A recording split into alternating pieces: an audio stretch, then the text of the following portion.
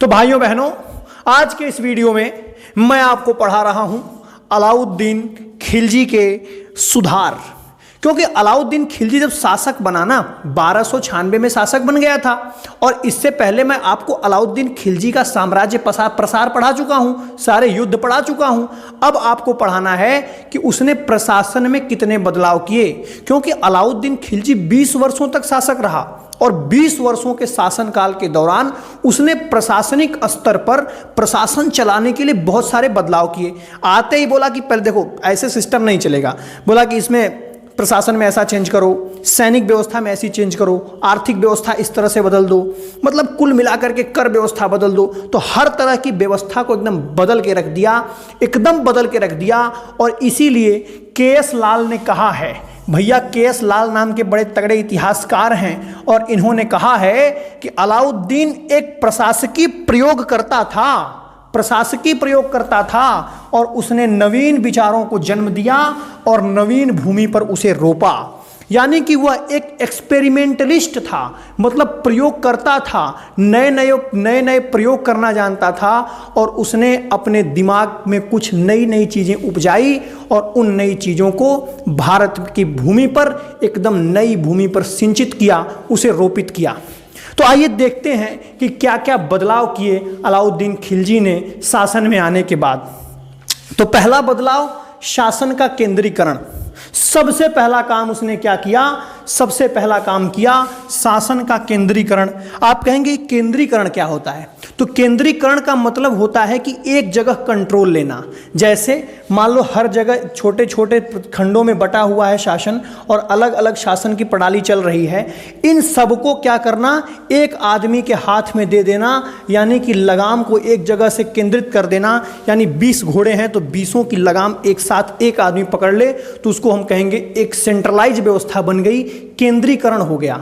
यानी कि सारी की सारी शक्तियां उसने किसमें समाहित कर ली? अपने आप में समाहित कर ली, और बोला कि अब से शासन जो होगा ना एकदम सेंट्रलाइज होगा, सब मेरे हाथ में होगा। बोले कैसे? तो बोला ये मेरे शासन ना निरंकुश शासन है। तो अलाउद्दीन खिलजी ने निरंकुश शासन की स्थापना की। आप कहेंगे निरंकुश शासन क्या होता है? तो एक शब्द आपने सुना होगा, तानाशाही, जिसको नारा लगाते हो तानाशाही नहीं चलेगी, नहीं चलेगी। तो ये बोला तानाशाही ही चलेगी। तो निरंकुशता का मतलब तानाशाही, मतलब शासक के मन जो करे, जो मन करे वही कर दे शासक। रात को 8 बजे आए, बोले आज से नोट बंद, तो नोट बंद। रात को 8 बजे आए, बोले आज से चाय बनाना घर में बंद, तो बंद। मतलब कुल मिलाकर निरंकुश शासन की स्थापना कर दी, तानाशाही वाली व्यवस्था बना दी। तो तानाशाही वाली व्यवस्था बनाई, और तानाशाही वाली व्यवस्था करते करते उसने कहा कि अब हमारे राज्य पर उलेमा वर्ग का नियंत्रण नहीं रहेगा। इससे पहले जो शासन प्रशासन में ना ये उलेमा लोग बड़े हस्तक्षेप करते थे। उलेमा कौन थे? मुस्लिम धर्मगुरुओं को उलेमा कहा जाता है। तो ये उलेमा लोग जो थे ना, धार्मिक जानकार लोग, वो ज़्यादा टांग अड़ाते थे। तो आगे आकर के बोला कि अब ये उलेमा पुलेमा की नहीं चलेगी, अब सिर्फ और सिर्फ अपुन राज करेगा। नाम अपुन का एके है, अलाउद्दीन खिलजी है, अपुन राज करेगा। और यानी कि धर्म पर राज्य का नियंत्रण स्थापित कर दिया। बोला अब धर्म के हिसाब से कुछ नहीं चलेगा, अब सिर्फ अपुन के हिसाब से चलेगा, जो जो भाई बोलेगा वैसा वैसा काम चलेगा। तो बोले अच्छा चलाओ काम, चलाओ काम। कैसे काम चलाओगे? तो बोला देखो मैं ऐसे काम चलाऊंगा, क्योंकि देखो मैं हूं एकदम यामिनी उल खिलाफत। सब बोले ई का होता है? तो बोले ये उलेमा पुलेमा पता है मैं क्यों हटा रहा हूं? बोला क्यों? बोला कि मैं हूं यामिनी उल खिलाफत। बोले इसका क्या मतलब? बोला राइट हैंड ऑफ खलीफा, यानी कि खलीफा का दाहिना हाथ हूं मैं। बोले अच्छा कहाँ? यानी कि जैसे नहीं फिल्म उलम में देखते हो, बोलते हैं सबकी, उनसे कौन हो भाई? तो बोले ये भाई ये गनी भाई का राइट हैंड है। तो मतलब उनका जम जाता है वहाँ फिल्म में कि अरे भाई गनी भाई का राइट हैंड है। उसी तरह ये आया, बोला अलाउद्दीन खिलजी, बोला कि मैं खलीफा का राइट हैंड हूँ, यानी खलीफा का दाहिना हाथ हूँ। तो यामिनी उल खिलाफत का मतलब होता है खलीफा का दाहिना हाथ, यानी कि मुस्लिम जगत के सबसे बड़े नेता का दाहिना हाथ खुद को बताया। कौन बताया? अलाउद्दीन खिलजी बताया। और ये बताने के बाद उसने कहा मेरी उपाधि है नासिर अमीर उल मोमिनीन, मतलब खलीफा का प्रतिनिधि। तो दो उपाधि, एक खलीफा का दाहिना हाथ और एक खलीफा का प्रतिनिधि। हालांकि इसने व्यवहारिक रूप से खिल्लत नहीं प्राप्त की, मतलब सुल्तान की उपाधि व्यवहारिक रूप से नहीं लिया, लेकिन सैद्धांतिक रूप से जो पद चलता रहा, यानी कि खलीफा के प्रतिनिधि। प्रतिनिधि मतलब समझ रहे हो? प्रतिनिधि मतलब ये होता है, जैसे मान लो ये भारत है, ठीक है, ये भारत है, मान लो ये भारत है, देखो ये भारत हो गया भैया, थोड़ा टेढ़ा हो गया भारत, और मान लो इधर कहीं खलीफा बैठा हुआ ईरान में, बगदाद में, तो एक्चुअल में यहाँ तो अलाउद्दीन शासन कर रहा है दिल्ली में, लेकिन इसके ऊपर कौन बैठा है? खलीफा का नियंत्रण है, इसी को कहते हैं प्रतिनिधि। यानी मेन शासन ऐसा माना जाएगा कि खलीफा ही कर रहा है, बस अपना आदमी भेज करके शासन करवा रहा है। तो उसी तरह ये बोला कि मैं खलीफा का दाहिना हाथ हूँ, राइट हैंड ऑफ खलीफा, और उसके बाद बोला कि नासिर अमीर उल मोमिनीन, यानी कि खलीफा का प्रतिनिधि हूँ, खलीफा के दम पर मैं शासन कर रहा हूँ। ठीक, हालांकि सुल्तान पद की उपाधि, कोई पूछे सुल्तान पद की उपाधि लिया कि नहीं लिया? नहीं लिया, उपाधि नहीं लिया, लेकिन इतना बोलता था कि हाँ भाई खलीफा का प्रतिनिधि मैं हूं। ठीक, अब देखो ये सब करने के बाद इसने एक मंत्री परिषद का गठन किया, लेकिन उस पर भी अपना पूरा नियंत्रण रखा। यानी अलग अलग विभागों के लिए अलग अलग मंत्री तो बनाए, लेकिन सब पर क्या किया? अपना नियंत्रण स्थापित कर लिया, और इस तरह से एक मजबूत केंद्रीकृत शासन की नींव रखी किसने? अलाउद्दीन खिलजी ने। तो इस तरह से उसने क्या किया? एक निरंकुश शासन की स्थापना की, जिसमें क्या होता है? सिर्फ निरंकुशता का मतलब तानाशाही, और तानाशाही का मतलब बस यही होता है कि मन की बात करें। मन की बात मोदी जी भी करते हैं क्या? तो वो सिर्फ बात करते हैं भाई, मन का काम नहीं करते हैं। बहुत सारे लोग होते हैं, बहुत सारे फैक्टर डिसाइड करते हैं उनको, समझ रहे बात को? तो बात को समझो, तानाशाही और लोकतंत्र में अंतर होता है। वो मन की बात नहीं है, मन की बात मतलब मन का काम करने लग जाए, कोई कुछ भी बोले वही काम करेगा जो इसका मन करेगा, तो इसको बोलते हैं निरंकुश शासन। तो इसने निरंकुश शासन की स्थापना की, यामिनी उल खिलाफत उल आपस सब समझा दिया तुमको। अब जरा देखो इसने न्याय व्यवस्था में क्या बदलाव किए। शासन का केंद्रीकरण समझा दिया, अब देखो जरा न्याय व्यवस्था में क्या बदलाव इसने किए। न्याय व्यवस्था में क्या था? न्याय व्यवस्था तो इसकी बड़ी खतरनाक थी, और इतनी खतरनाक थी कि जो भी अपराध करते मिल जाता था, और जो भी अपराध में सहयोगी था, तो मान लो कोई अपराध कर रहा है, कोई अपराध में सहायता कर रहा है, तो दोनों को पकड़ के लाया जाता था, और दोनों को या तो मृत्यु दंड दे दिया जाता था, या तो उनका अंग भंग कर दिया जाता था। आप कहेंगे अंग भंग क्या होता है? अंग भंग का मतलब जैसे चोरी किया तो हाथ से चोरी किया तो हाथ काट लेगा, पैर से कोई काम कर दिया पैर काट लेगा, मुंह से कोई काम किया मुंह काट लेगा, किसी और चीज से कोई और काम कर दिया वो भी काट लिया जाएगा। तो उस तरह से क्या किया गया? अंग भंग कर दिया जाएगा, अंग भंग कर दिया जाएगा, और उसको बहुत ही कठोरता से, बहुत ही निर्ममता से उसको दंड दिया जाएगा, और इस तरह की न्याय व्यवस्था स्थापित की। तो न्याय व्यवस्था जो इसने स्थापित की थी ना, उसमें सुल्तान का जो पद था ना, वो सबसे सर्वोच्च पद होता था। देखो न्याय व्यवस्था कैसी थी, न्याय का जो अधिकारियों का सिस्टम था, मैंने इस तरह से बना करके आपको समझाया। देखो सबसे उसमें 3 डंडे होते थे, 3 सीढ़ी के अधिकारी होते थे। तो सबसे ऊपर न्याय व्यवस्था में कौन होता था? सुल्तान होता था। यानी सुल्तान ने किसी को अगर कोई दंड दे दिया तो वो दंड सब पर लागू हो जाएगा, कोई उसको बदल नहीं सकता। सुल्तान के नीचे का जो अधिकारी, सुल्तान का मतलब अलाउद्दीन खिलजी, एक ही तो सुल्तान था भाई। तो सुल्तान ने जो बयान दे दिया, वो सुल्तान ने जो फैसला सुना दिया, वो फैसला सर्वोच्च होगा, वो फैसला सर्वमान्य होगा, उसको कोई टाल नहीं सकता। सुल्तान से नीचे वाले अधिकारी को न्याय व्यवस्था में, जुडिशरी सिस्टम में क्या बोलते थे? सद्र ए जहां, या फिर बोलते थे काजी उल कुजात। तो सद्र ए जहां या काजी उल कुजात बोलते थे किसको? इसके सुल्तान के नीचे वाले अधिकारी को। और इस अधिकारी के भी नीचे एक अधिकारी था, उसको कहते थे नायब काजी। तो सबसे ग्राउंड लेवल पर कौन अधिकारी? सबसे छोटा न्याय का अधिकारी नायब काजी। नायब काजी के ऊपर सद्रे जहां, और सद्रे जहां के ऊपर सुल्तान, यानी कि सुल्तान का सबसे सर्वोच्च पद था। और ईश्वरी प्रसाद द्विवेदी ने लिखा है, ईश्वरी प्रसाद द्विवेदी ने यह लिखा है कि अलाउद्दीन खिलजी न्याय करते समय ये न देखता था कि मेरा भाई है, कि मेरा चाचा है, कि मेरा दोस्त है, कि मेरे जाति का है, कि मेरे धर्म का है, कुछ नहीं।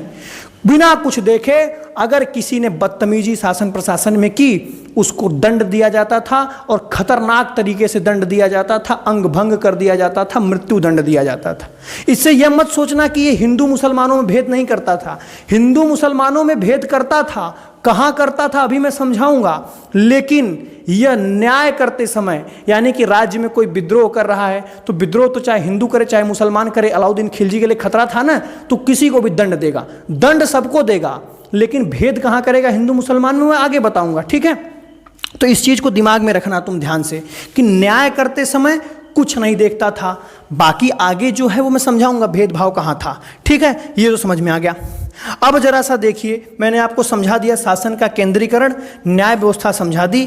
अब मैं आपको समझाता हूँ सैन्य सुधार, यानी कि शासक बनने के बाद अलाउद्दीन खिलजी ने सैन्य व्यवस्था में क्या क्या बदलाव किए। तो 3 प्रमुख बदलाव, पहला अस्थाई सेना, दूसरा नगद वेतन और तीसरा घोड़ा दागना। बारी बारी से मैं समझाता हूं होता क्या है। पहला काम इसने किया कि इसने अस्थाई सेना रखनी शुरू कर दी। उससे पहले जो शासक आते थे बहुत अस्थाई सेना नहीं रखते थे। अस्थाई सेना का मतलब कि युद्ध चल रहा हो चाहे युद्ध न चल रहा हो, जैसे इंडियन मिलिट्री आज जाकर के बॉर्डर पे रहती है तो अस्थाई सेना है, जैसे भारत की, अमेरिका की, पाकिस्तान की, सबकी अस्थाई सेना आज बन चुकी हैं, क्योंकि चाहे युद्ध चल रहा हो चाहे न चल रहा हो, सैनिक काम करेंगे, सैनिकों को वेतन दिया जाएगा, ठीक। और इस जो अलाउद्दीन खिलजी था उससे पहले जो शासक हुआ करते थे वो बहुत ज़्यादा अस्थाई सेना नहीं रखते थे। जब युद्ध वुद्ध करना होता था तब कुछ सैनिकों को जोड़ लेते थे, कुछ नगर के लोगों को जोड़ लेते थे, उनके साथ जाते थे युद्ध करने। लेकिन इसने क्या किया, इसने सबसे पहले अस्थाई सेना रखनी शुरू की, यानी जो एकदम नगर में डटी रहे, तैनात रहे और कभी किसी भी संकट की घड़ी में उसका इस्तेमाल किया जा सके। तो सबसे पहला काम इसने क्या किया, अस्थाई सेना रखनी शुरू की। और अस्थाई सेना रखने के लिए सैनिकों की भर्ती करनी पड़ेगी ना भाई, क्योंकि अस्थाई सेना अगर रखना तो सैनिक भर्ती नहीं होंगे तो कैसे अस्थाई सेना। तो सैनिकों की भर्ती के लिए इसने एक विभाग बनाया और उस विभाग का नाम रखा दीवाने आरिज, या इसी को कभी कभी कहा जाता है दीवाने अर्ज। तो अस्थाई सेना रखने के लिए एक विभाग बनाया गया, उस विभाग का नाम है दीवाने आरिज। और दीवाने आरिज का जो सबसे बड़ा अधिकारी होता था ना, यानी एक तरह से आर्मी चीफ समझ लो, उस तरह के आर्मी चीफ को कहते थे आरिजे मुमालिक। तो ये दीवाने आरिज विभाग है और आरिजे मुमालिक इसका सबसे बड़ा अधिकारी है। समझ में आ गई बात। तो आरिजे मुमालिक सबसे बड़ा अधिकारी, और यही आरिजे मुमालिक क्या करता था, सैनिकों की भर्ती करवाता था। और जो सैनिकों की भर्ती होती थी ना, वो जाति धर्म देख करके नहीं होती थी, सैनिकों की भर्ती सिर्फ और सिर्फ योग्यता देख करके होती थी। यानी कि योग्यता कैसे कि आओ, जैसे आज मिलिट्री में भर्ती होती है ना, सीधी भर्ती आई है, जाओ दौड़ के दिखाओ, सपाट मार के दिखाओ, डिप्स मार के दिखाओ, बीम खींच के दिखाओ, तमाम तरीके के प्रोसेस होते हैं। उसी तरह से उस समय भी इसने क्या किया, इसने योग्यता के आधार पर, जैसे मैं अगर सेना में भर्ती होने गया तो बोलेगा चलो इतना सपाट मार के दिखाओ, यहाँ से यहाँ तक दौड़ के दिखाओ, सैन भी इसका पूरा राउंड का चक्कर लगा के दिखाओ, मतलब तमाम तरीके की चीज़ें कही जाती थी। तो अगर मैं योग्य हूँ तो मेरी भर्ती कर ली जाएगी। समझ में आ गई बात। और योग्यता पर भर्ती करने के बाद उसने क्या किया, सैनिकों का हुलिया लिखवाना शुरू किया। यानी सबसे पहला, सबसे गजब का प्रयोग ये तो था हुलिया लिखना।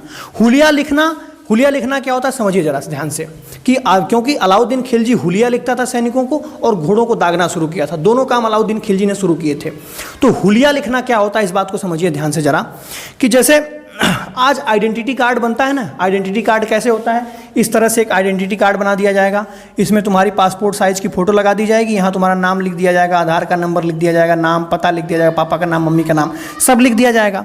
तो आज तो फोटो है तो आज पासपोर्ट साइज फ़ोटो लगा देते हैं, आधार कार्ड लिंक कर देते हैं ताकि तुमको पहचाना जा सके, तभी तो काम सही होगा। क्योंकि सैनिकों, कितने सैनिक भर्ती हुए, किसको कितना वेतन देना, ये तभी तो तय होगा जब सैनिकों की पहचान फिक्स होगी। तो उस समय तो वो कैमरा तो था नहीं कि पासपोर्ट साइज का फोटो खींच करके, फोटो चिपका करके उनको आईडी कार्ड दे दे। तो आईडी कार्ड बनाने के लिए हुलिया लिखा जाता था। अब हुलिया कैसे लिखा जाता था इस बात को समझो। जैसे मान लो ये भाई साहब हैं, कोई ये भाई साहब हैं, इनकी 2 आंखें ऐसे और इस तरह से ये हंस रहे हैं, देखो दांत चियार के, और इनके बाल ऐसे ऐसे घुंघराले बाल हैं इनके, तगड़ा तगड़ा कान इनका खूब बड़ा बड़ा सा लटका सा है और गर्दन एकदम सुराही जितनी लंबी है। मान लो इनकी भर्ती करनी है किसमें, सेना में। तो अब इनका हुलिया कैसे लिखा जाएगा, सबसे पहला काम लिखा जाएगा, इनके बाल जो है ना घुंघराले बाल हैं। फिर लिखा जाएगा आंखें इनकी एकदम बैल जैसी है, गोल गोल। फिर लिखा जाएगा दांत चियार के हंसते हैं, दच्चियार आदमी हैं, दांत 2 ठो बाहर ऐसे ऐसे निकला हुआ है। लिखा इनका कान इतना लटका हुआ है, लंबा लंबा कान है, गर्दन एकदम सुराही जैसी है। तो इन भाई साहब का थोबड़ा इस तरह से यहाँ पर लिख दिया जाएगा। तो इस तरह से एक तरह से चेहरे का पूरा पहचान लिख दिया जाएगा किसमें, एक कागज में, ताकि सैनिक 2 बार आके वेतन न ले सके, ताकि सैनिक की प्रति भर्ती ना हो जाए, यानी कि एक ही सैनिक की 2-4 बार भर्ती ना हो जाए। इसीलिए इसने हुलिया लिखने का काम शुरू किया। आज भी हुलिया लिखते हैं, देखो बॉलीवुड वाले कैसे लिखते हैं हुलिया, कि ये नीली नीली आंखें, ये काले काले बाल, और क्या, ये गोरे गोरे गाल, ये हिरनी जैसी चाल, लिखते हैं ना, कि चांदी सा बदन तेरा, सोने सी जवानी है। तो ये सब हुलिया लिखना है, मतलब उसका पूरा हुलिया बता दो कि नीली नीली आंखें हैं, गोरे गोरे गाल हैं, काले काले बाल हैं, हिरनी जैसी चाल है, ये सब हुलिया लिखना हो गया। सोने सी जवानी है, चांदी सा बदन है, ये सब हुलिया है, हुलिया, समझ गए। तो ये हुलिया लिखना हो गया। तो कोई भी पूछे कि सबसे पहले इतिहास में हुलिया लिखना सैनिकों का कौन शुरू किया, तो आप कह देना बड़े आराम से अपना एके भाई, यानी कि अलाउद्दीन खिलजी भाई। ठीक है, तो भाई ने शुरू कर दिया। तो देखो आगे समझो इस बात को। तो ये सब हो गया, कैसे भर्ती हो गई। अब देखो सैनिकों को इसने नगद वेतन देना शुरू किया।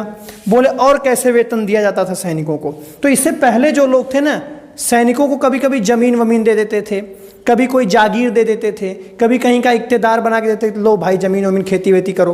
तो इससे पहले जमीन दे दी जाती थी, बहुत सारी चीज़ें दी जाती थी, लेकिन इसने सबसे पहले आकर के क्या किया, नगद वेतन देना शुरू किया, यानी कि कैश पेमेंट शुरू कर दी। और बोला कि सैनिक का जो वेतन रहेगा ना, वो कितना हो जाएगा, 234 टका प्रतिवर्ष। टका समझाया था आपको, टका क्या होता है, टका सिक्का होता है ना भैया, चांदी का सिक्का टका बोलते थे, इल्तुतमिश चलवाया था, सब भूल गए हो तुम। देखो 234 टका प्रतिवर्ष वेतन मिलता था, यानी हर सैनिक का पैकेज फिक्स कर दिया। बोला यही पैकेज तुम्हारा रहेगा, 234 टका मिलेगा, हर साल मिलेगा। और सैनिकों को अस्पा बोला जाता था, अस्पा। अस्पा का मतलब कि कौन कितना घोड़ा रखा हुआ है। मान लो सैनिक 1 घोड़ा रखा हुआ है तो बोलेंगे ये 1 अस्पा का सैनिक है। सैनिक 2 घोड़ा रखा हुआ है तो बोलेंगे ये 2 अस्पा का सैनिक है। और जो जितना घोड़ा रखा है, और हर घोड़े का मेंटेनेंस भी उसको दिया जाता था, यानी चारे पानी की व्यवस्था के लिए 78 रुपया दिया जाता था। तो 234 रुपया तो सैनिक को दिया गया, अपने परिवार का, अपने बीवी बच्चों का पेट पालो। और 78 रुपया दिया गया साल का कि घोड़े को खिलाओ 78 रुपया में चाप के, ताकि घोड़ा क्या करे, घोड़ा एकदम जबरदस्त बना रहे और कभी युद्ध लड़ना पड़े तो खिलजियों का परचम बुलंद कर दे। तो समझो इस बात को। अब इसने जो घोड़ा दिया था ना, तो घोड़वा के साथ समस्या होने लगती थी।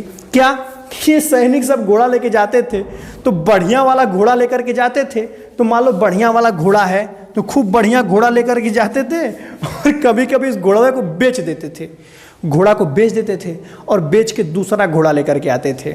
मतलब कमजोर समझोर सा, कैसे समझो, भ्रष्टाचार हो गया। घोड़ा जो घोड़ा था ना, यही घोड़ा बन गया भ्रष्टाचार की जड़। समझो कैसे, घोड़ा कैसे भ्रष्टाचार की जड़ बना। तो मान लो घोड़ा दिया एकदम A1 क्वालिटी का, 1 नंबर का घोड़ा अलाउद्दीन खिलजी ने किसी सैनिक को दिया, और मान लो वो घोड़ा बिक गया आगे चल करके 500 टके में बिक गया, 500 टके में घोड़ा बिक गया। अब मान लो इस घोड़े की जगह सैनिक लेकर के आया 100 टका का घोड़ा, 100 टका का घोड़ा खरीद लाया, यानी सस्ता वाला घोड़ा। कैसे, आज गाय बिकती हैं तो गाय बिकती है, भैंसें बिकती हैं तो कोई भैंस ज़्यादा दूध दे रही तो 50,000 की बिक जाएगी, 1 लाख का बिक जाएगी। उसी तरह से घोड़ा अगर खूब शानदार घोड़ा है तो कोई 500 टका का बेच दिया, कोई 600 टका, मतलब अंदाज़ा बता रहा हूँ, कोई फिक्स नहीं बता रहा हूँ। तो मान लो 500 टका में बेच दिया घोड़ा और 100 टका वाला घोड़ा खरीद लाया, तो सैनिकवा को 400 रुपये का फ़ायदा हो जाता था, 400 रुपये का फ़ायदा हो जाता था। तो इस तरह से कम, लेकिन होता क्या था, 400 रुपये का सैनिक को तो फायदा हो गया, लेकिन घटिया क्वालिटी का घोड़ा सेना में आ गया। तो सेना में अगर घटिया क्वालिटी का घोड़ा आ गया तो आगे युद्ध लड़ने जाएगा तो घोड़ा क्या करेगा, तो 100 टका वाला घोड़ा। तो इस तरह से सैनिक क्या करते थे, बढ़िया वाले घोड़े को बेच देते थे और खराब घोड़ा खरीद लाते थे। तो इस चीज़ से बचने के लिए अलाउद्दीन खिलजी ने एक प्रथा चालू करवाई जिसको कहते हैं घोड़ा दागना। तो घोड़ा दागना शुरू करवाया। कैसे, मान लो ये घोड़ा है, घोड़ा तो मैं बना पाऊंगा नहीं, इतना बढ़िया कलाकार तो मैं रहा नहीं हूँ, लेकिन देखो मान लो ये 4 पाँव वाला घोड़ा, ऐसे यार पता नहीं कैसा घोड़ा है ये घोड़ा है कि कच्चर है, कुछ नहीं, लग भी नहीं रहा है घोड़ा है कि नहीं है। तो मान लो घोड़ा है, घोड़ा। तो घोड़े पे क्या किया जाता था ना, किसी खास जगह पर एक शाही निशान से उसको दागा जाता था, मतलब शाही निशान गर्म करके घोड़े को एकदम दाग दिया। तो दाग दिया तो घोड़े के ऊपर एक निशान बन जाता था, और जब घोड़े के ऊपर निशान बन जाता था तो इसी चीज़ को कहते हैं कि घोड़ा दगा गया। तो अब घोड़ा अगर सैनिक के पास दिया गया तो वो भी सैनिक के उसमें जो सैनिक का जो कागज वागज है उसमें लिखा रहेगा कि तुम्हारा घोड़ा इस जगह पर शाही निशान से दागा गया है। तो अब अगर सैनिक जाएगा तो दाग वाला घोड़ा थोड़ी बेचेगा। अगर दाग वाला कोई खरीदता भी नहीं था कि पता चल गया अलाउद्दीन खिलजिया को, तो यहाँ जाके अंग भंग कर देगा, क्योंकि न्याय व्यवस्था बहुत तगड़ी थी। तो दाग वाला घोड़ा खरीदना एकदम मना हो गया कि जिसके पास भी अगर बिना दाग वाला घोड़ा अगर कोई खरीद लिया तो बड़ी मार मराएगा। तो दाग वाला घोड़ा बिकना बंद हो गया और सैनिकों में जो घोड़े को बेच करके जो सैनिक भ्रष्टाचार करते थे वो खत्म हो गया। तो इस तरह से मैंने आपको समझाया कि शासन का केंद्रीकरण किस तरह से किया, न्याय व्यवस्था कैसे बनाई और सैन्य सुधार क्या क्या किए। सैन्य सुधारों में मैंने आपको बताया अस्थाई सेना रखना शुरू किया, हुलिया लिखना और घोड़े को दागना, दो काम अलाउद्दीन खिलजी ने एकदम नया नया करवाया।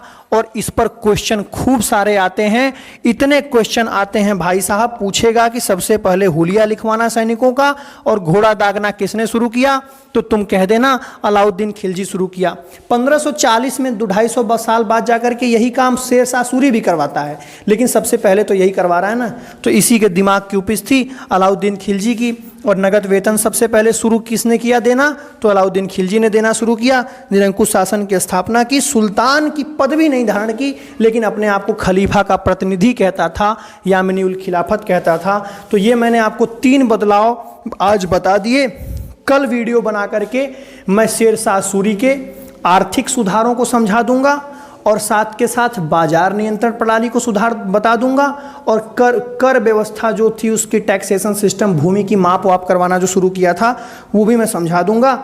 और आगे आपसे विदा लेता हूं इस वीडियो में। कल फिर मिलता हूं अलाउद्दीन खिलजी के 2-3 और नए सुधारों के बारे में बताने के लिए। और ये सुधार तब तक आप पढ़ लीजिए आराम से, और उसको भी अगर कोई किताब विताब मिले तब तक पढ़े रहिए।